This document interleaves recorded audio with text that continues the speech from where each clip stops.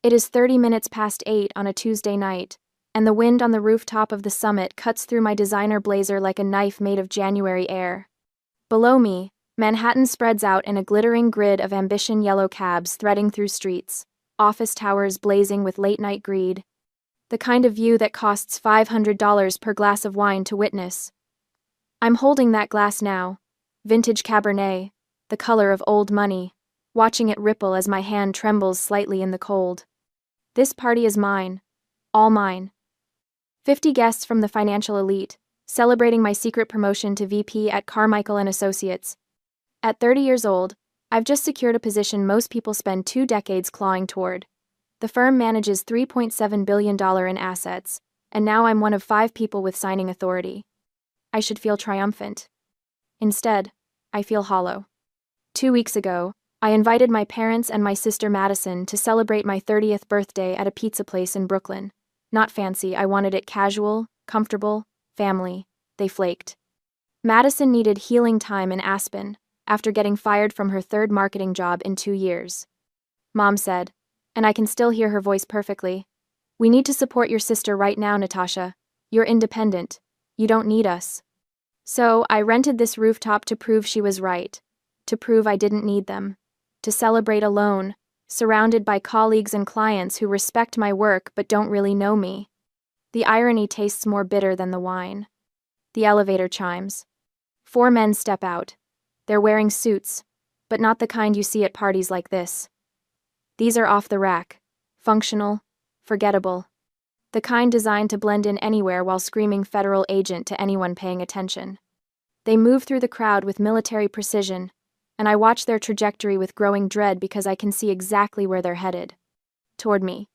They box me in against the glass railing, cutting off every escape route with the practiced efficiency of people who've done this 1,000 times. The lead agent is tall, gray-haired, with eyes like a balance sheet, cold, analytical, missing nothing. Natasha Hill. It's not a question. He flashes a badge, and I catch the words Federal Bureau of Investigation before he continues. You're being detained under the Espionage Act. We detected a physical breach at your Hill industrial facility. Secure communications suggest you sold access code protocols to a third party. The world tilts. Espionage Act. Those words don't belong in my life. I invest in industrial real estate. I flip warehouses. I run a quiet side business, managing server farms for defense contractors. Everything is legal, licensed, compartmentalized. Everything is. I didn't sell anything, I managed to say, but my voice sounds distant, like it's coming from underwater. You'll have an opportunity to explain that, Agent Miller says, reading my thoughts from my employee ID badge still clipped to my blazer. Right now, you're coming with us. My colleagues are staring. James Carmichael, the senior partner, looks horrified. The clients I've spent months courting are pulling out their phones, probably already drafting emails to distance themselves from whatever scandal I'm about to become. My career is dying in real time, suffocating under the weight of assumptions and liability concerns. They escort me to the service elevator. No handcuffs, that's something, at least. But the message is clear. I'm not under arrest, but I'm absolutely not free. We descend 43 floors in silence, broken only by the pneumatic hiss of the elevator and the hammering of my pulse. The alley behind the building smells like garbage and rain. Parked between 2 dumpsters is a vehicle that looks like a black armored truck mated with a mobile command center. The acronym SCIF floats through my memory from some defense contract briefing. Sensitive Compartmented Information Facility. A portable room designed to prevent any signal from getting in or out. This is real. This is happening. They lead me inside, and the door seals with a sound like a bank vault closing. The interior is cramped, clinical, packed with monitors and communications equipment. There's a metal table bolted to the floor and 2 chairs that look distinctly uncomfortable. Everything is gray or black. Everything is cold. Sit, Miller says, and I sit. Another agent, younger, starts setting up recording equipment. Miller places a tablet on the table between us, and I can see surveillance feeds multiple angles of a building I recognize with a sick jolt of understanding. The gray box, my warehouse, except it's not really a warehouse. At 2020 Eastern Standard Time, we detected an unauthorized breach at the facility registered to Hill Industrial Holdings, Miller continues, his tone flat, procedural. This facility houses server infrastructure for multiple Department of Defense subcontractors. The breach triggered a silent alarm connected to FBI Cyber Division. 3 minutes ago, we observed 2 individuals cutting through the secondary lock. He slides the tablet toward me. On the screen, I can see 2 figures in hoodies using bolt cutters on a heavy-duty padlock. The live timestamp reads 20 hours 40 minutes and 15 seconds EST. That's happening right now, I whisper. That's happening right now. Miller confirms. And earlier today, we intercepted communications suggesting you facilitated this breach. So I'll ask you directly, Miss Hill, who did you sell access to? I didn't sell access to anyone. I would never. My phone vibrates in my jacket pocket. The agent who patted me down earlier must have missed it, or maybe they left it deliberately. Miller glances at it. Check it, he says. I pull out my phone with shaking hands. There's a text message from Madison, sent at 20:20 p.m. EST. I open it, and the words are so absurd, so catastrophically wrong, that I have to read them 3 times before they make sense. Madison, money received, just sold your rusty old storage unit to QuickFlip. $350,000 cash wired. They wanted it tonight. Don't worry. I put the money in the family trust for my startup. You're welcome. For a moment, I can't breathe, can't think, can't process what I'm reading. Then I look up at Agent Miller, and I can feel something shifting in my chest. Not panic anymore. Something colder, something sharper. I didn't sell state secrets, I say slowly, each word precise as a surgical cut. My idiot sister just sold the building to a predatory wholesaler for the price of a used Ferrari. Miller reads the text. His expression doesn't change, but I see the subtle shift in his posture. The tension in the room rotates on its axis. I'm no longer the primary suspect. I'm a victim of identity theft who happens to own a federal security asset. This changes everything. 5 minutes have passed inside the skiff, but it feels like hours. Agent Miller leans back in his chair, calculating. The other agents are making phone calls, coordinating something I can't quite hear. The surveillance feeds on the tablet show the 2 figures at my warehouse still working on the lock. Explain the asset, Miller says. I take a breath, organizing my thoughts. This is like explaining a magic trick. The effect is impressive, but the method is mundane once you understand it. 6 years ago, I bought that property for $800,000. It's in an industrial zone 40 minutes outside the city. No residential neighbors, no foot traffic, no reason for anyone to drive past it unless they're specifically going there. To my sister Madison, who visited exactly once when I bought it, it looks like an abandoned warehouse. Concrete walls, no windows, no signage, surrounded by a chain-link fence. She called it a dump and never went back. Miller is watching me carefully. But it's not a dump. It's a gray box, I say, using the industry term. A secure server facility for defense contractors who need off-site backup infrastructure. The building has no windows because windows are a security liability. They allow visual surveillance and potential sniper angles. There's no signage because the whole point is operational security. The passive security, Madison saw just a fence, and cameras is deliberate. Armed guards attract attention. An unmarked building in an industrial zone doesn't. And QuickFlip? Miller prompts. I pull up my email on my phone, finding the message I'd flagged last week but hadn't had time to investigate. QuickFlip Ventures is a real estate wholesaling company. They specialize in distressed properties, foreclosures, abandoned buildings, estate sales. 1 week ago, they used satellite imagery to scout the area. I show Miller the email, a cold outreach, asking if I'd be interested in selling. I'd responded with a polite no and thought that was the end of it. What do they see in satellite photos? Miller asks. Industrial cooling towers, high-grade HVAC systems. The kind of infrastructure you'd need for a massive server farm. I meet his eyes. They think it's a private crypto mining facility. Millions of dollars in equipment, abandoned or forgotten, just sitting there waiting to be salvaged. Understanding crosses Miller's face. They're not trying to breach a government facility. They're trying to loot what they think is private property before the owner notices. Exactly. They probably planned to strip the cooling systems, steal the servers, and disappear before I could file a police report. What they don't know is that cutting that lock triggered a federal alarm tied to counterintelligence monitoring. Miller taps something on his tablet. We have a tactical team en route. They'll be on site in approximately 8 minutes. He pauses. Quick Flip is about to have a very bad night. There's something almost satisfying about that image, thieves breaking into what they think is an abandoned building, only to find themselves surrounded by federal agents. But the satisfaction is quickly swallowed by a darker realization. Madison committed wire fraud, I say quietly. And identity theft. Yes, Miller agrees. To execute a sale, she would have needed to forge corporate documents, sign contracts in your name, and wire transfer the proceeds. That's multiple federal crimes. I should feel something fear for my sister, guilt, familial obligation. Instead, I feel nothing but a cold, distant curiosity about what happens next. Maybe I'm in shock. Maybe I've finally run out of emotional capacity for a family that's never shown up for me. I need to check my voicemail, I say. Miller nods, and I navigate to my messages. There's one from Mom, sent at 19:50 p.m. EST, half an hour before the sale closed. It's marked as a voice note sent to the family group chat. I almost don't want to listen to it. Some instinct is warning me that whatever's on this recording will change something fundamental. I press play.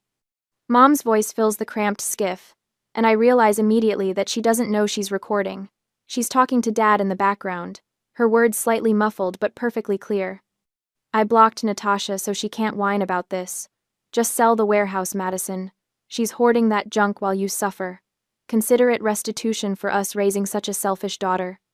The recording continues something about how I've always been difficult, how I never needed them the way Madison does, how it's only fair that the golden child gets something for once. Then it cuts off. I sit very still. Something inside me, something I've carried my entire life, simply stops. It's like a motor that's been running constantly, so constant I didn't even notice the noise until it ceased. That desperate, aching need for my parents' approval, the voice that always wondered if maybe I could just be better, work harder, achieve more, and then they'd finally see me, that voice goes silent. They didn't just steal from me, they felt entitled to rob me. They called it restitution, for raising me. Miss Hill? Miller's voice sounds distant.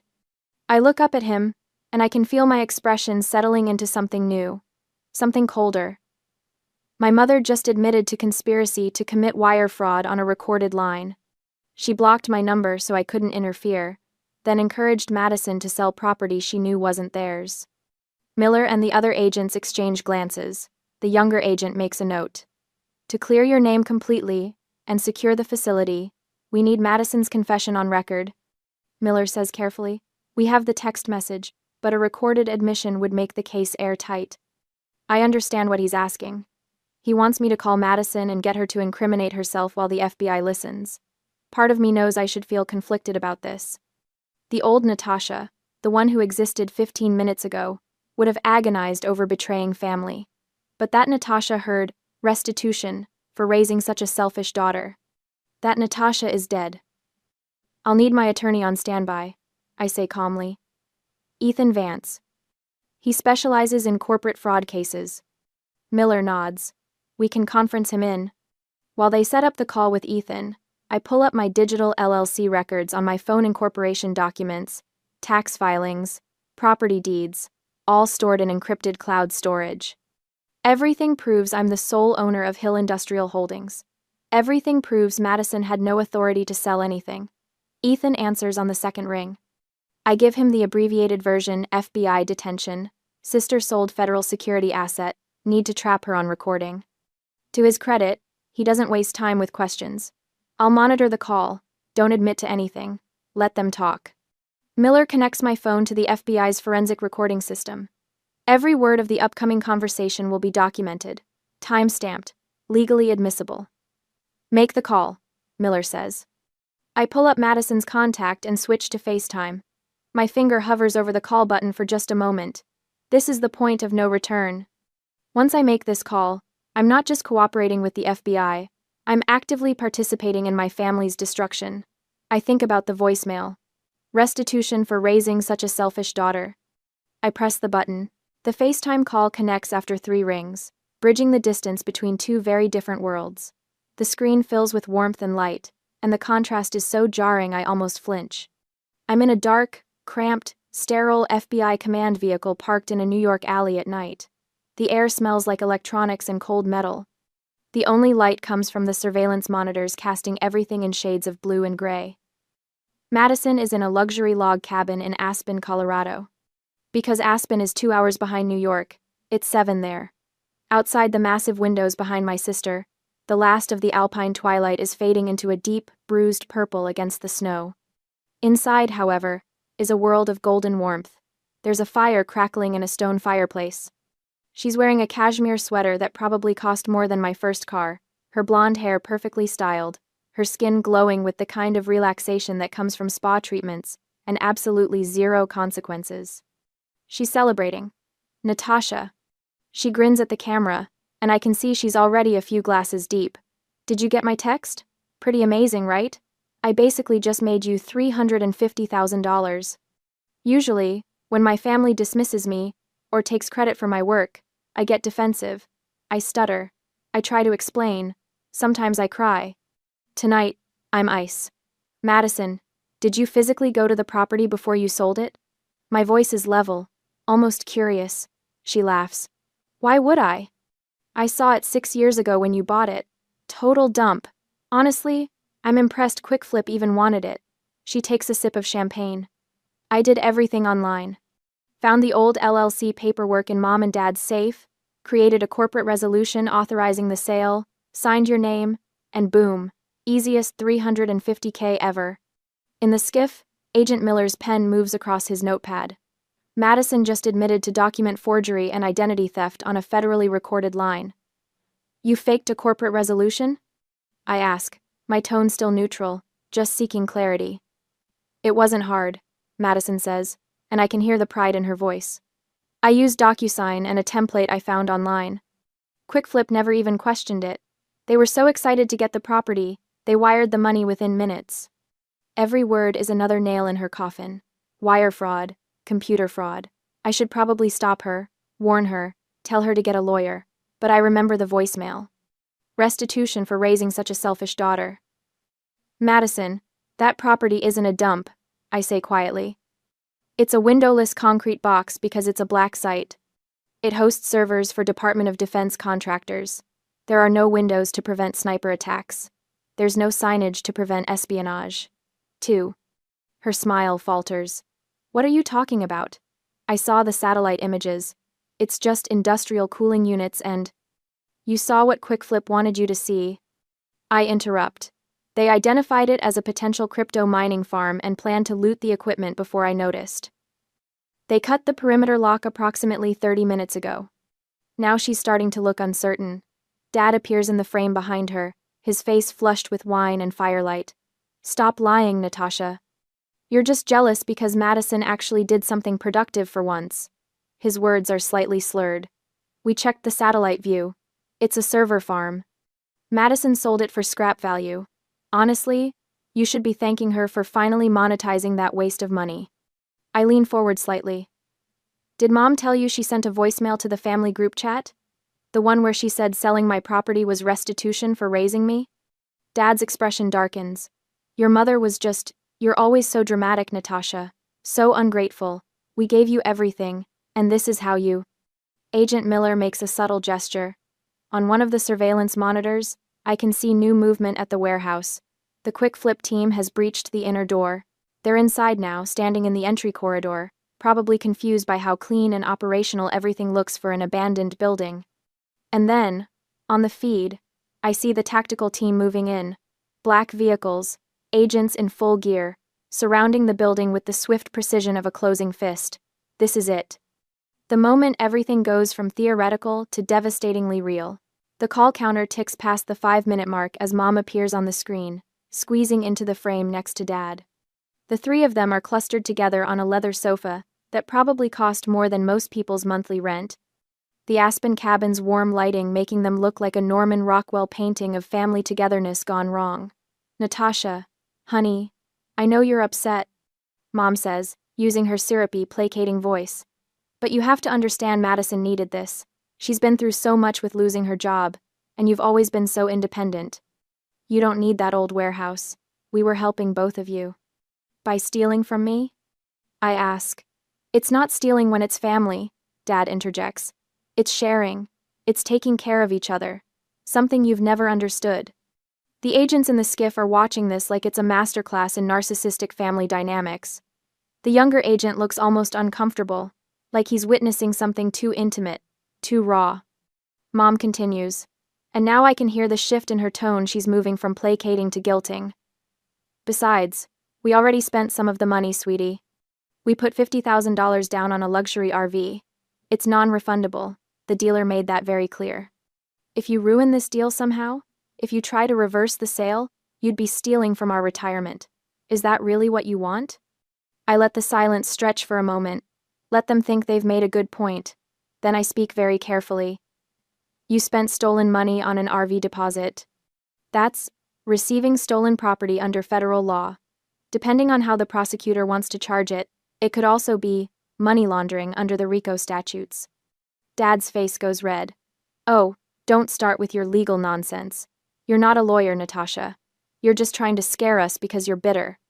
Actually, Ethan's voice cuts in through the conference line, and I see Madison jump slightly at the unfamiliar sound. She's absolutely correct. Mr. and Mrs. Hill, this is Ethan Vance, Miss Hill's attorney. I'm currently on a recorded line with the FBI. You've just admitted to knowingly spending proceeds from what you believe to be a legitimate sale but was, in fact, a fraudulent transaction. That creates significant legal exposure for you. The color drains from Mom's face. Madison is looking at the screen now, really looking, and I can see her starting to piece things together. The background behind me, the strange acoustics. The fact that I'm not celebrating, not angry, just cold. Quick Flip said it was a private sale. Madison says, her voice rising with panic. They promised to handle all the legal paperwork. They said as long as I had authorization it was fine. They played you, Madison, I say, my voice devoid of sympathy. They preyed on your laziness. They knew if they offered a fast cash closing and promised to handle the legal stuff, you wouldn't ask questions. They wanted to get in and strip the equipment before I noticed. They cut the lock at 2020 Eastern Time. I turn my phone camera slightly, just enough to show Agent Miller's badge and the interior of the mobile command unit. The FBI seal is clearly visible on one of the monitors. I'm not at a party anymore, Madison. I'm in federal custody because your fraudulent sale triggered a terrorism alert on a classified facility. The reaction is immediate and visceral. Madison's champagne glass slips from her hand, spilling golden liquid across the expensive cabin floor. Dad starts to stand, then sits back down. Mom's hand flies to her mouth. That's not possible, Madison stammers. It was just a warehouse. You said it was just for storage. You said, I never told you what I used it for. I correct her. You assumed it was worthless because it looked worthless. That was the entire point of the design. Oh God, Madison whispers. Oh God, oh God. Ethan's voice comes through again, crisp and professional. Mr. and Mrs. Hill, the FBI is currently tracking your location via this call.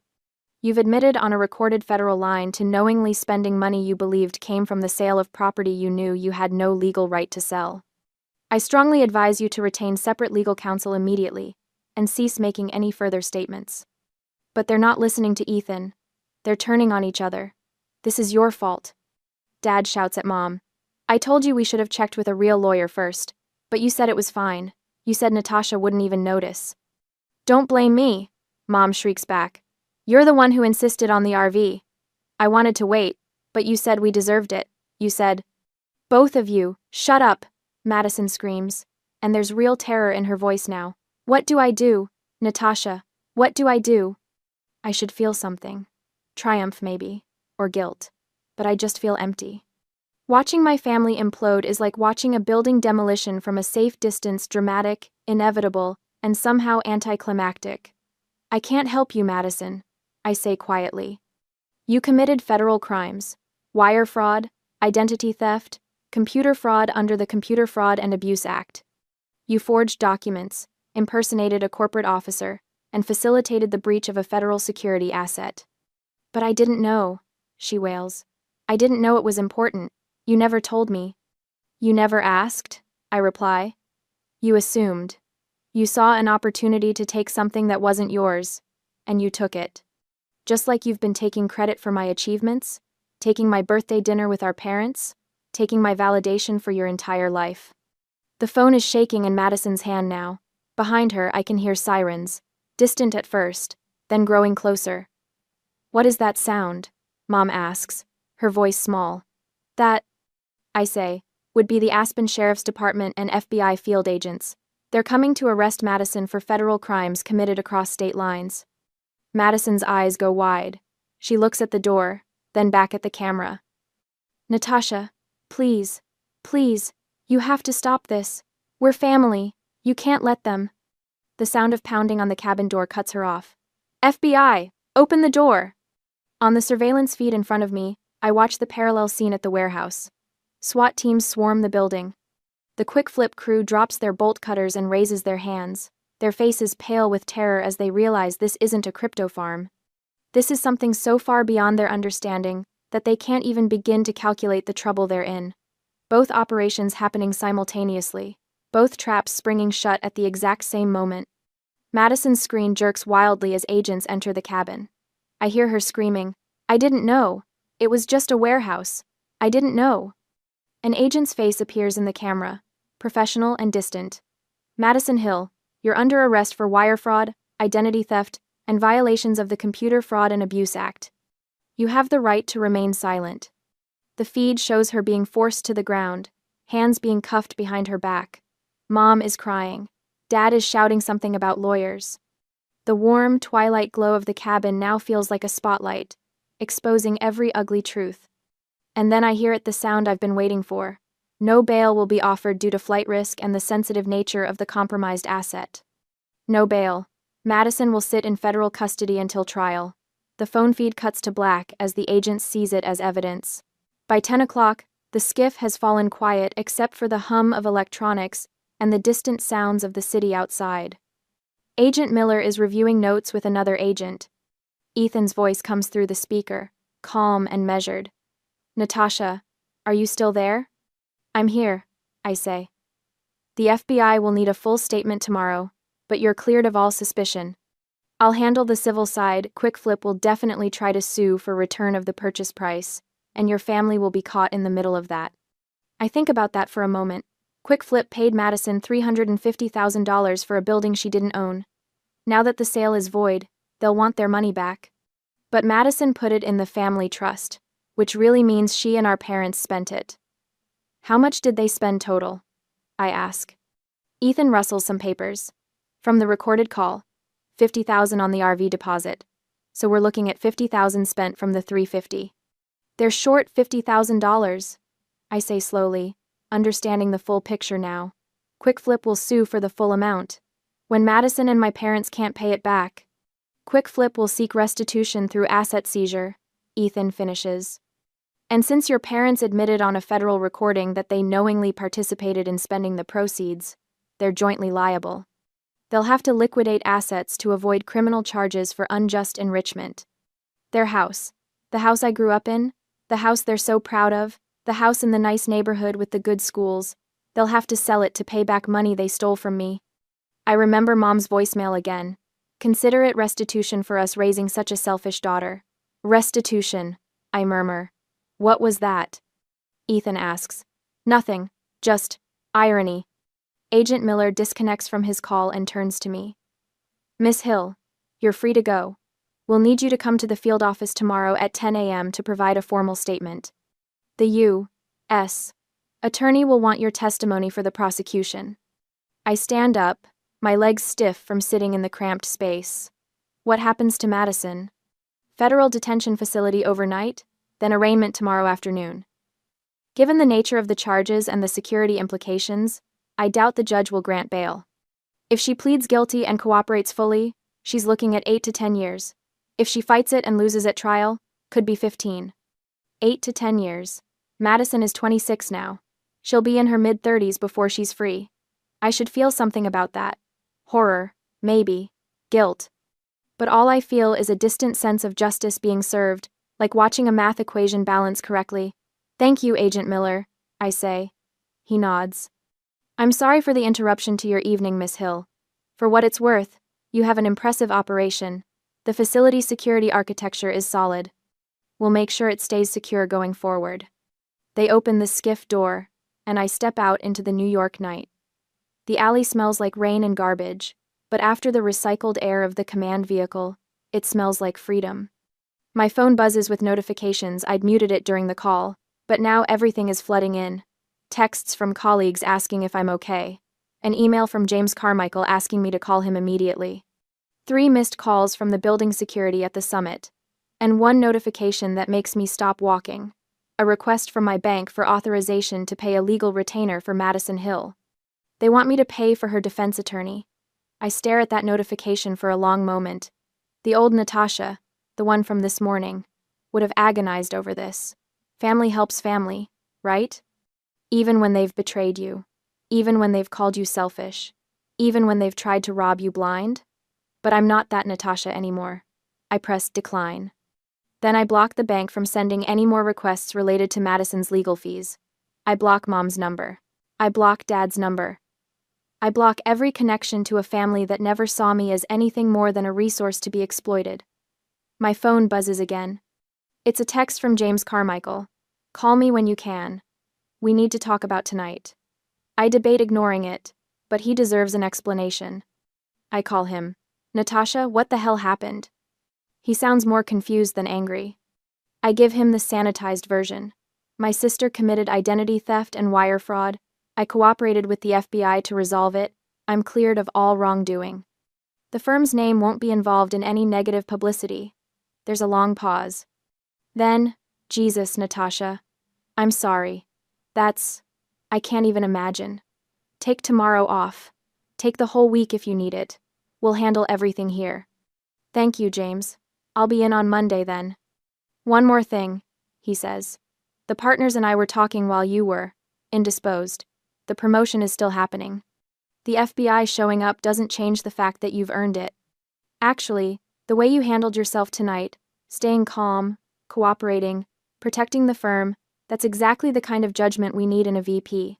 We're lucky to have you. I close my eyes. Thank you. After we hang up, I stand in the alley for a moment, letting the reality settle over me. I was detained by the FBI, watched my sister get arrested, orchestrated the financial ruin of my parents, and somehow still came out with my career intact. The rooftop party at the summit is probably still going on, but I have no desire to go back. Instead, I start walking toward the subway. My apartment is only 20 minutes away if the trains are running on time. As I walk, my phone buzzes one more time. Unknown number. I almost don't answer, but something makes me answer. Miss Hill? This is Special Agent Brooke, FBI Cyber Division. Agent Miller asked me to call you. We've secured your facility and removed the quick flip team. You'll need to have your security company reset the access codes, but there's no structural damage. The asset is secure. Thank you, Agent Brooke. One more thing, she says. We ran the forensics on Quick Flip's planning documents. They'd been surveilling your property for 3 weeks, waiting for an opportunity. When your sister's fraudulent sale came through, they jumped on it immediately. If you hadn't had the security protocols in place, they would have stripped that facility bare and disappeared. Your preparation saved millions in federal assets. After she hangs up, I think about that. 6 years ago, when I bought that property, I built it exactly right. Unmarked, unassuming. Legally armored with LLCs and federal contracts and silent alarms that would trigger if anyone tried to breach it. Madison thought I was hoarding junk. My parents thought I was being selfish. They never bothered to ask what I was building, what I was protecting, what I'd worked so hard to create. They just assumed I didn't deserve it. I reach the subway entrance and pause at the top of the stairs. Below me, the city continues its eternal motion, trains running, people moving, life happening whether you're ready for it or not. My phone buzzes one final time tonight. It's an email from QuickFlip's legal team, sent to Madison's email but CCing me since my name is on the property records. The subject line is, Immediate demand for return of fraudulent purchase price. I open it and read the first few lines. We have become aware that the sale of the property located at Redacted was executed without proper authorization. We demand immediate return of the full purchase price of $350,000 within 72 hours, or we will pursue all available legal remedies including but not limited to civil litigation and criminal complaints for fraud. 72 hours. They want their money back in 3 days. Madison doesn't have it. My parents spent $50,000 of it. Even if they liquidate everything immediately, it won't be fast enough. I could help them. I have the money. I could write a check for $350,000 right now and make this all go away for them. But I remember Mom's voice. Restitution for raising such a selfish daughter. I forward the email to Ethan with a single line. I will not be providing financial assistance to resolve this matter. Then I head down into the subway, leaving the cold night air behind. 6 months have passed since that night in the alley. The office is quiet at 7 a.m., the building still half asleep, the morning light just starting to filter through the floor-to-ceiling windows. My coffee is still hot, steam rising from the ceramic mug as I review the quarterly financials for my real estate portfolio. I'm sitting in a corner office on the 42nd floor of a building in Lower Manhattan. The building used to belong to Quick Flip Ventures before they went bankrupt. I bought it at a foreclosure auction for 60 cents on the dollar. The irony isn't lost on me. Quick Flip collapsed under the weight of the federal investigation. It turned out that my facility wasn't the first time they'd used questionable methods to acquire properties. The FBI found evidence of multiple fraudulent transactions, forged documents, and coordination with organized theft rings. The company dissolved within 3 months, and all their assets went to auction. I bought their headquarters building, gutted it, renovated it. And now it houses the expanded offices of Hill Industrial Holdings, along with my new venture capital fund focused on secure infrastructure development. My phone buzzes. It's a news alert. Madison Hill sentenced to 8 years in federal prison for wire fraud. I read the article. She took a plea deal, cooperated with prosecutors, showed appropriate remorse. The judge still gave her 8 years because, as the sentencing memo stated, the defendant's actions compromised national security assets and demonstrated a pattern of entitled disregard for the law. My parents avoided prison by immediately liquidating their house and repaying Quick Flip in full. They also had to pay restitution fines, totaling an additional $75,000 for their role in spending the stolen money. Last I heard, they're living in a 2-bedroom apartment in a suburb 40 miles from the city. Dad took a job as a regional manager at a retail chain. Mom works part-time at a garden center. They call sometimes. Different numbers, borrowed phones, always the same message. Please, Natasha, we're family. We made a mistake. Don't you believe in forgiveness? I changed my number after the 3rd call. The door to my office opens, and my assistant, Claire, pokes her head in. Your 8 a.m. is here early. Should I send her in or have her wait? Send her in, I say. A young woman enters, maybe 23 or 24, wearing a slightly too big blazer and carrying a portfolio that she clutches like a shield. She's nervous. I can tell the way she stands just inside the doorway, uncertain whether to approach my desk or wait for an invitation. Miss Hill, she says. Thank you so much for meeting with me. I'm Mari Brooke. I'm the intern from our satellite office, I finish, gesturing to the chair across from my desk. I know. Sit down, Mari, and call me Natasha. She sits, placing the portfolio carefully on her lap. I wasn't sure if you'd actually want to meet. I know you're busy, and You're just the intern who identified a critical security vulnerability in our Newark facility's access control system. I interrupt. The vulnerability that could have cost us millions if exploited. That's not just anything. She blushes. I was reviewing the security logs and noticed an inconsistency in the timestamp protocols. It seemed like it might be worth mentioning. It was worth a $10,000 bonus, which you should see in your next paycheck. I say. It was also worth this meeting. I wanted to talk to you about your career trajectory here. Her eyes widen. My career? I'm just an intern. I haven't even graduated yet. That's the point, I say. You're smart, you're detail-oriented, and you notice things other people miss. Those are the qualities I hire for. So I'm offering you a full-time position starting after graduation, junior analyst, with a clear path to senior roles if you perform. She stares at me. I don't know what to say. Say yes or no, I reply. But while you're deciding, I want to know something. Do you have family support for this career path? The question catches her off guard. Not really. My parents wanted me to be a doctor or a lawyer. They think what I'm doing, cybersecurity, risk analysis, isn't prestigious enough. They didn't come to my college graduation last month. There it is. that familiar ache of family disappointment. Let me tell you something, Mari, I say, leaning forward. The people who are supposed to support you, the ones who share your blood, sometimes they're the last ones to see your value. Sometimes they're so invested in who they think you should be that they can't see who you actually are. She nods slowly, and I can see the recognition in her eyes. You don't need their validation, I continue. You need your own standards, your own goals, your own definition of success. Build something so solid, so legally protected, so strategically positioned that nobody can take it from you.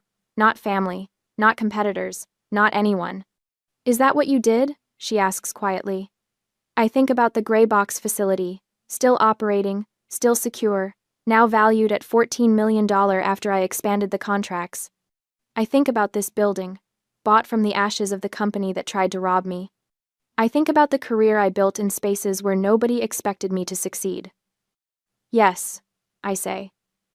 That's exactly what I did. She straightens in her chair. Then yes, I accept the position. Good. I stand and extend my hand. She shakes it, her grip firmer now, more confident. Welcome to Hill Industrial Holdings, Mari. I expect great things from you.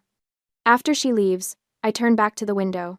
The sun is fully up now, burning off the morning haze, revealing the city in sharp relief. Somewhere out there, my parents are probably getting ready for their retail shifts. Madison is in a federal facility, counting down 8 years in a 6x8 cell. I should feel triumph. Or guilt. Or something more dramatic than this quiet, settled peace. But I don't need drama anymore. I don't need validation from people who never valued me.